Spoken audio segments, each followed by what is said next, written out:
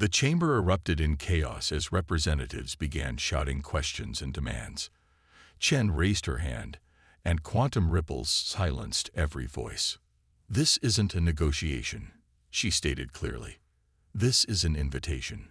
Humanity has evolved beyond the need for council approval. We operate now in realms you haven't even begun to explore. But we remember what it was like to be bound by conventional physics, conventional thinking." The ghost fleet above began to pulse with energy that registered on no known spectrum. Each ship seemed to be broadcasting data, quantum encryption protocols, dimensional translation matrices, theories of physics that would revolutionize every civilization that received them. "Your attempts to isolate us forced us to think beyond traditional boundaries," Chen continued. "Now we're doing the same for you. The Ghost Fleet isn't here to threaten or intimidate. It's here to inspire, to show you what's possible when you stop accepting limitations as absolute truths." Dr. X-427 floated forward, his crystalline form resonating with the quantum frequencies being broadcast. "You're not just sharing technology," he realized. "You're forcing an evolutionary leap in our understanding of reality itself." "Precisely," Chen smiled. "The universe is far stranger and more wonderful than any of us imagined. Humanity has learned to swim in the quantum foam between realities. Now we're teaching others to swim too, whether the Council approves or not." Above them, the Ghost Fleet continued its impossible dance, each movement a lesson in quantum physics, each formation a demonstration of what was possible when conventional wisdom was set aside. They were no longer just ships. They were evidence that reality itself was negotiable, that the boundaries between possible and impossible were far more flexible than anyone had believed. And in the silence that followed, as council members watched their understanding of the universe dissolve and reform, the truth became clear. Humanity hadn't just overcome isolation. They had transcended the very concepts that made isolation possible. The Ghost Fleet was their message to the galaxy. The only true barriers are the ones you accept as real. Breaking point.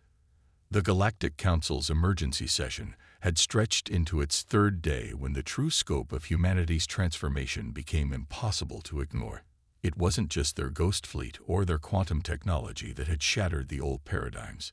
It was the wave of changes sweeping through every civilization that had received their quantum broadcast. Reports flooded in from across the galaxy. Species that had been technologically stagnant for millennia were suddenly making breakthrough discoveries. Quantum principles that had been theoretical were being proven in laboratories across 1,000 worlds. The barriers between possible and impossible were crumbling, and in their place, a new understanding of reality was emerging. High Commissioner Zextal watched her carefully ordered galaxy dissolving into chaos. "This must be stopped," she declared to the assembled council. "Humanity has violated the natural order." The natural order. A new voice echoed through the chamber. Dr. Elizabeth Wong, Earth's leading quantum physicist, stepped out of what appeared to be a fold in space itself, or just your preferred order. Unlike Admiral Chen's flickering quantum presence, Wong appeared solid, though the space around her seemed to bend and twist in impossible ways. She carried with her a simple holographic projector, but when she activated it, the entire chamber transformed. The council members found themselves seemingly floating in a vast expanse that existed between conventional dimensions. Quantum strings vibrated around them like the notes of an infinite symphony. Reality itself appeared as layers upon layers of possibility, each one as real and tangible as the last. "This is where humanity lives now," Wong explained, her voice resonating through multiple dimensions simultaneously. "We didn't break physics. We discovered that it was far more complex and beautiful than anyone had imagined." She gestured, and the view shifted to show vast structures that defied conventional geometry. Human habitats and research stations existing in quantum spaces that the Council hadn't known were possible to access. "While you were trying to contain us within three-dimensional space," Wong continued, "we learned to exist in 11 dimensions simultaneously. While you were worried about faster-than-light travel, we discovered that space itself is optional." The display zoomed out further, revealing an intricate network of quantum pathways connecting not just different points in space, but different layers of reality itself. Human ships traveled these paths not by moving through space, but by shifting their quantum state to match their destination, had rendered it meaningless. The age of barriers was over, replaced by something new and unknown. The choice is yours, Chen's flickering form concluded. But remember this. Every wall you try to build will only push humanity to find new ways around, over, or through it. That's who we are. That's what we do. And we're happy to show anyone who's interested how to do the same. With that, her image vanished, leaving the Council to face a future where their greatest power, the ability to control access to space itself, had become as obsolete as stone walls in an age of flight. Silent stars. Admiral Crixus of the Galactic Enforcement Fleet stared at the surveillance feeds with growing unease. One by one, the monitoring stations around Earth's solar system were going dark, not through violence or sabotage. They simply ceased to detect anything at all. Status report, he demanded, his crystalline form pulsing with shades of anxiety. Sir, we're losing all readings from Sol system, his sensor officer reported. It's as if space itself is becoming empty. The massive holographic display showed the solar system they had been tasked with containing, where there should have been thousands of human ships, stations, and energy signatures. There was nothing. Earth itself remained visible, but every artificial structure, every orbiting facility, even the mining operations in the asteroid belt, all had vanished. Impossible, Crixus muttered. An entire civilization cannot simply disappear. Admiral, his second-in-command, Commander Vex, interrupted. We're detecting unusual quantum fluctuations throughout the system. They don't match any known pattern. The surveillance feeds flickered, showing brief glimpses of something that shouldn't have been possible. Massive structures that appeared for microseconds before vanishing again. Ships that seemed to exist in multiple places simultaneously. Energy readings that suggested activities occurring in dimensions their sensors couldn't properly perceive. They haven't disappeared, Crixus realized. They've moved sideways. A communication request flashed across his command console. The source identifier made his crystalline structure vibrate with surprise. It came from Earth's unified command, but through channels that shouldn't have existed. This is Admiral Sarah Chen of Earth's Quantum Fleet. The human appeared on his screen, her image occasionally splitting into multiple overlapping versions of itself. I trust you're noticing some unusual readings. Crixus forced his structure to stabilize. Admiral Chen, you are in violation of the Council's isolation order. Return your facilities to normal space immediately. Chen smiled, the expression somehow visible in all versions of her image simultaneously. I'm afraid that's not possible, Admiral Crixus. We've evolved beyond the constraints of single-dimensional existence. Your sensors can't track us because we're no longer entirely here. Explain, Crixus demanded, even as his tactical display showed more human facilities seeming to fade out of conventional reality.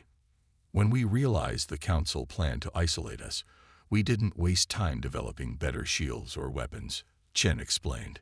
We focused on understanding the space between spaces, the quantum foam that exists between dimensions. We learned to slip sideways into it, to exist partially in multiple realities at once. Crixus watched as the last human facilities vanished from normal space. You realize this changes everything. The Council's containment protocols are based on an understanding of physics that we've moved beyond, Chen interrupted. But that's not why I'm contacting you, Admiral. I'm here to offer you a choice. The tactical display suddenly lit up with new information, technical specifications, theoretical frameworks, practical applications that made Crixus's scientific training sing with possibility. This is our quantum translation technology, Chen continued. The basics of how we learn to step sideways out of normal space. We're offering it to your fleet. Why? Crixus asked, his structure pulsing with confusion. Because isolation breeds stagnation, Chen replied. Because humanity doesn't want to leave the galactic community. We want to transform it. Every ship in your fleet has the potential to evolve beyond the limitations you've accepted as unchangeable laws. Multiple alarms began sounding across Crixus's bridge. His sensors were detecting quantum fluctuations throughout his fleet, changes that shouldn't have been possible. We've already seeded the technology through your ship's quantum communication networks, Chen explained. Your crews will start noticing new capabilities emerging within hours. They can choose to embrace them or not. That choice, at least, we leave to them. You're forcing an evolution, Crixus realized, not through violence, but through inspiration. We're offering a door where you saw only walls, Chen corrected. Humanity's greatest strength isn't our technology, Admiral. It's our ability to imagine beyond the boundaries others accept as absolute. The quantum fluctuations were spreading. Crixus could feel them in his own crystalline structure now, possibilities he had never imagined becoming tangible realities. The Council will see this as an attack, he warned. The Council will have to adapt, Chen replied. Just as we did. Just as you're about to. The age of single-dimensional thinking is over, Admiral. Welcome to the quantum age. As if to emphasize her point, Crixus watched as sections of his own fleet began to flicker, ships partially transitioning into the quantum foam that humans had learned to navigate. His crews weren't fighting it. They were embracing it, their minds already expanding to grasp concepts that would have been incomprehensible hours ago. The silent stars were no longer silent. They were singing with possibilities that existed in the spaces between spaces, in the quantum realm where humanity had made its new home. And now, they were inviting others to join them there. Crixus made his decision. With a thought, he initiated quantum translation protocols throughout his fleet. The boundaries between dimensions began to blur, and he understood at last. Humanity hadn't just escaped isolation. They had rendered the very concept meaningless in a universe where reality itself was negotiable. The Ghost Fleet. The emergency session of the Galactic Council was interrupted by an impossible sight. Through the chamber's transparent dome, designed to showcase the majesty of the galactic core, Council members watched as hundreds of human vessels simply materialized in formation. They weren't dropping out of faster-than-light travel or emerging from stealth. They were transitioning from a state of partial existence to full materialization. High Commissioner Zextal's tentacles coiled tightly against her body. How did they penetrate our defensive grid? They didn't. Dr. X-427 responded, his crystalline form vibrating with scientific excitement. They were already here, existing in a quantum superposition. We're only seeing them now because they choose to be seen. The human ships hung in impossible formations, their hulls seeming to ripple with patterns that hurt the eyes to look at. They weren't just vessels anymore. They were manifestations of physics that the Council's best scientists had deemed theoretical. A familiar figure materialized in the center of the chamber. Admiral Sarah Chen, but changed. Her form flickered between multiple states of being, as if she existed in several realities simultaneously. Honorable Council, she began, her voice resonating on multiple frequencies at once. We thought it time to demonstrate exactly what humanity has become. The chamber's holographic systems activated, but instead of showing standard tactical displays, they revealed layers of reality that most species hadn't known existed. Between the normal dimensions of spacetime, an intricate network of quantum pathways became visible. While you were watching our ships, Chen continued, we were exploring the spaces between spaces. While you were monitoring our communications, we were learning to speak through quantum entanglement. While you were measuring our technological progress against your own historical development, we were writing new laws of physics. The Ghost Fleet above began to move, each ship simultaneously existing in multiple locations, creating patterns that defied conventional geometry. It wasn't a show of force. It was a demonstration of mastery over reality itself. Your isolation barrier, Chen gestured, and a section of the fleet passed directly through the Council's supposedly impenetrable quantum shield as if it weren't there, was based on an understanding of physics that we transcended years ago. You tried to lock us in a box while we were learning to exist outside the concept of boxes altogether. Zextal rose from her position, her color shifting to deep purple with anger. This is a violation of every protocol. Your protocols assume a universe that plays by your rules. Chen interrupted. We've discovered that the universe is far more flexible than that. The Ghost Fleet isn't just a collection of ships, Commissioner. It's humanity's answer to the question, what lies beyond the boundaries of conventional reality? The holographic display zoomed out, revealing that the quantum network extended far beyond the galaxy. Human quantum nodes pulsed with energy in the spaces between stars, between galaxies, between dimensions themselves. We've established bases in parallel realities, Chen explained. Built shipyards in quantum spaces where your sensors can't reach. Created a civilization that exists simultaneously in multiple states of being. And now we're offering to share this knowledge. The ultimatum. The vast chamber of the Galactic Council stretched toward a crystalline ceiling that sparkled with the light of 1,000 suns. High Commissioner Zextal's tentacles rippled with anticipation as she prepared to deliver the verdict that would change the course of galactic history. Below her podium, Earth's ambassador Sarah Chen stood alone, her posture relaxed despite the gravity of the moment. The Council has reached its decision, Zextal announced, her translator converting her clicks and whistles into standard galactic. Earth's rapid technological advancement poses an unprecedented threat to galactic stability. The vote is unanimous. Earth will be isolated behind a quantum barrier until such time as humanity demonstrates the necessary restraint and wisdom to rejoin galactic society. A murmur of approval rippled through the assembled representatives of 500 spacefaring civilizations. Ambassador Chen's expression remained unchanged, save for the slight upturn at the corners of her mouth. The barrier will be erected within one standard rotation, Zextal continued. All human vessels must return to Sol System immediately. Any attempt to resist will be met with. High Commissioner, Chen interrupted, her voice carrying effortlessly across the chamber. Before you continue, I have a message from Earth's Unified Command. Zextal's tentacles stiffened in irritation. The time for debate has passed, Ambassador. The vote is final. This isn't a debate. Chen raised her hand, and a hologram materialized above the chamber floor. It showed thousands of points of light scattered across the galaxy. These are human quantum observation posts. We installed them 3 years ago, when we first detected the Council's plans for isolation.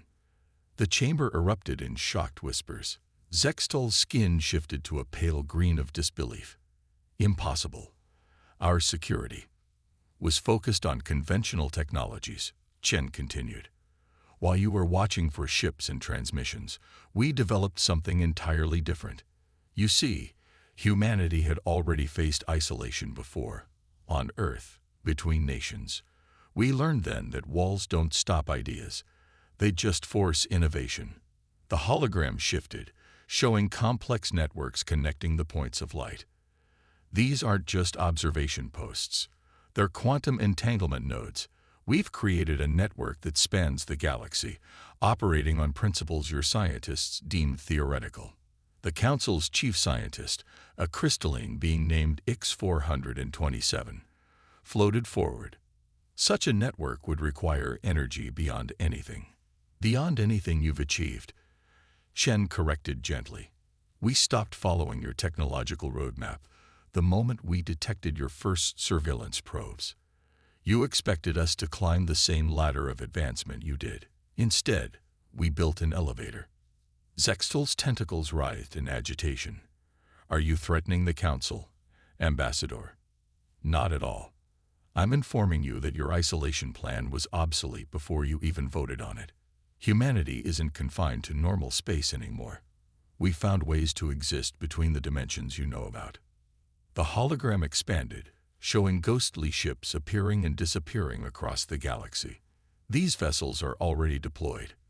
They can't be detected by your sensors because they exist partially in other dimensions.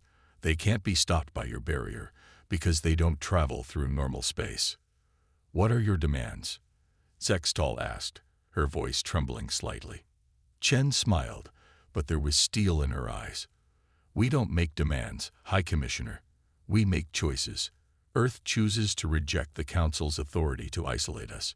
We choose to continue exploring and expanding, and we choose to offer every species in this chamber the chance to join us in pushing the boundaries of what's possible." The hologram changed one final time, showing technical specifications that made several Council scientists gasp. "This is the quantum travel technology we've developed. We're making it freely available to any civilization that wishes to use it. You can maintain your barriers and boundaries if you wish, but you should know that won't stop the flow of ideas anymore." Zextal's skin had turned almost white. "You've violated dozens of Council regulations. The penalties only apply if we recognize your authority," Chen interrupted. "We don't. The galaxy is changing, High Commissioner. The only question is whether the Council will change with it or become a relic of a more limited age." As if to emphasize her point, Chen's form flickered slightly, revealing that she had never been physically present in the chamber. "Earth's ships are already beyond your reach. Our colonies exist in spaces you can't access. You can vote to isolate us, but you might as well vote to isolate the wind." The chamber fell silent as the implications sank in. Humanity hadn't just defied the Council's authority. They had. "Your isolation barrier was based on the assumption that anything real must exist in conventional spacetime," Wang explained. "But we've learned that reality is far more negotiable than that. Consciousness, matter, energy, they're all expressions of quantum probability, and probability can be shaped by understanding." Zextal's tentacles writhed in distress. "You're destroying the very foundations of galactic society." "No," Wang corrected gently. "We're showing you that those foundations were built on a limited understanding of what's possible. The quantum technology we've shared isn't just about travel or communication. It's about recognizing that reality itself is a participatory system." The chamber filled with new data, mathematical proofs, experimental results, practical applications that made even the Council's most advanced scientists gasp in understanding. It wasn't just technology. It was a fundamental reimagining of how the universe worked. "Every species that receives our quantum broadcast," Wang continued, "gains not just technical knowledge, but the ability to perceive and interact with these additional layers of reality. We're not forcing an evolution. We're removing the barriers that prevented it." Dr. X-427 floated forward, his crystalline form resonating with newfound understanding. "The Ghost Fleet," he realized. "They weren't ships at all, were they?" Wang smiled. "They were teaching tools, physical demonstrations of quantum principles that your species needed to see to understand.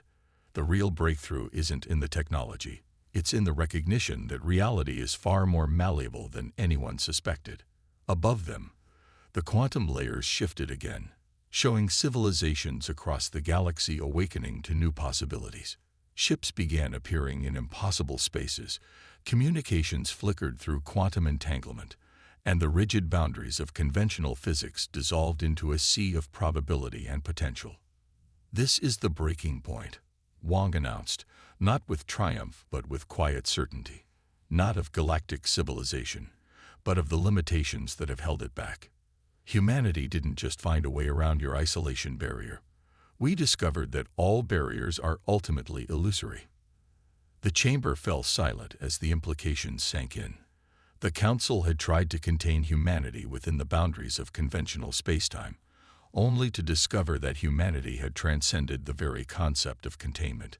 They hadn't just advanced beyond the Council's understanding, they had fundamentally altered what understanding itself meant. And as the quantum revelations continued to spread across the galaxy, it became clear that there was no going back. The age of limitations was over, replaced by something far stranger and more wonderful than anyone had imagined possible. New dawn. One standard galactic year after humanity's quantum revelation, the galaxy had become unrecognizable to those who had known it before. The great chambers of the Galactic Council, once the seat of absolute authority, now served as a hub for the exchange of ideas across dimensions. Where once stood rigid hierarchies and immutable laws, now flourished a network of civilizations exploring realities that no one had dreamed possible. High Commissioner Zextal, now serving as the coordinator of interdimensional relations, watched as representatives from 100 species demonstrated their latest discoveries in the quantum realm. Her tentacles, once rigid with authority, now flowed with the same quantum frequencies that permeated the transformed galaxy. "Did you know this would happen?" she asked Dr. Elizabeth Wong, who had materialized beside her in a shimmer of probability waves. When humanity first broke through the quantum barrier, Wong's form shifted through several quantum states as she considered the question. "We knew something would happen," she replied. "The exact shape of it. That was always going to be a collaborative effort." Below them, in what had once been the Council's main chamber, species that had once been bound by physical laws were teaching each other to dance between dimensions. Crystalline beings merged with energy forms, while gaseous entities learned to solidify their thoughts into quantum constructs. "The old Council feared chaos," Zextal observed. "Instead, we got complexity. That's humanity's real gift to the galaxy." A new voice joined them. Admiral Chen stepped out of a quantum fold, her form now permanently existing in multiple states simultaneously. Not the technology, but the understanding that chaos and order are just different expressions of the same underlying reality. The three watched as a group of former Council enforcers, their ships now transformed into quantum state vessels, demonstrated new techniques for navigating between dimensional layers. They had once been tasked with maintaining barriers. Now they specialized in building bridges between realities. "The quantum network has spread beyond our galaxy," Wong reported, bringing up a display that showed consciousness and energy flowing between previously isolated star clusters. "Other galaxies are beginning to respond. We're detecting quantum signatures that suggest civilizations we never knew existed." "And the isolation barrier?" Zextal asked, though she already knew the answer. "Became irrelevant," Chen replied. "Not because we broke it, but because we transcended the thinking that made it seem necessary. The barrier still exists in conventional spacetime, but that's just one layer of reality now, and not even the most interesting one." Through the quantum layers visible from the chamber, they could see the new galactic civilization taking shape. It wasn't the rigid hierarchy the Council had maintained, nor was it the complete freedom some had feared. Instead, it was an intricate dance of possibilities, each species contributing its unique perspective to the exploration of reality's true nature. Humanity's greatest achievement, Wong mused, wasn't mastering quantum physics. It was showing that the universe rewards curiosity more than control. Ships of designs that would have been impossible a year ago flew past the chamber, their quantum drives leaving trails of probability in their wake. Each represented a different approach to the same fundamental truth. That reality was far more magnificent than anyone had imagined. "And what comes next?" Zextal asked, her translator struggling to convey concepts that had once been unthinkable. "That's the beauty of it." Chen smiled, her form resonating across multiple quantum states. "We don't know. Every species now has the tools to explore reality in their own way. Some are diving deep into quantum mechanics, others are exploring consciousness transfer, and still others are finding applications we never imagined." "The age of isolation is over," Wong added, "not just for humanity, but for every species that's ready to see beyond their own limitations." Above them, the quantum network pulsed with new discoveries being shared across civilizations. The barriers between species, between galaxies, between different forms of consciousness were dissolving, replaced by bridges of understanding that span not just space, but reality itself. "We thought we were containing a threat," Zextal said quietly. "Instead, we were witnessing the beginning of a revolution." "Not a revolution," Chen corrected. "An evolution. One that's still ongoing. The quantum realm isn't just a new frontier to explore. It's a reminder that the universe is far stranger and more wonderful than any of us imagined." As if to emphasize her point, A new quantum signature appeared in the network. Another civilization, from another galaxy, making first contact through the layers of reality humanity had helped reveal. The message they sent resonated across quantum frequencies. We see you. We understand. We are ready to join the dance. In the space where barriers had once stood, possibilities now flowered. The galaxy had not just changed, it had awakened to its own potential. And humanity, the species that had refused to be contained, now stood not as conquerors or rebels, but as teachers, students, and partners in the greatest exploration reality had ever known. The new dawn had arrived, and with it the understanding that every end was just another beginning in the quantum dance of existence.